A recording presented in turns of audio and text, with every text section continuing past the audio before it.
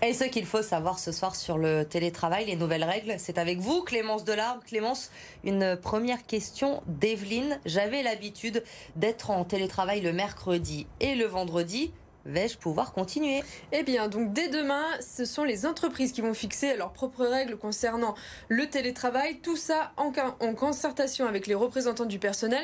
Donc soit ces nouvelles règles sont déjà établies, dans ce cas il faut vous renseigner et bien savoir si le télétravail reste possible, si oui, combien de jours et s'il y a des jours imposés, sinon cette décision devrait être prise dans les jours à venir.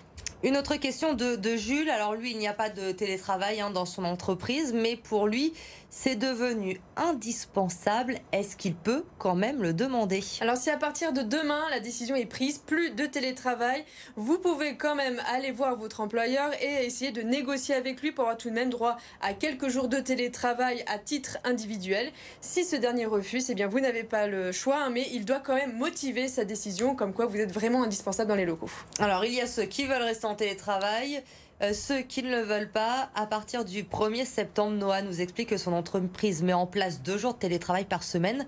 Est-ce qu'il a le droit de refuser? Oui, Noah, vous avez le droit de refuser de télétravailler. Vous ne pourrez pas être sanctionné pour cela.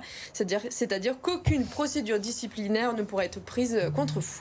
Merci Clémence pour toutes ces réponses précieuses pour bon nombre de salariés, donc avec la fin des jours imposés du télétravail à partir de demain.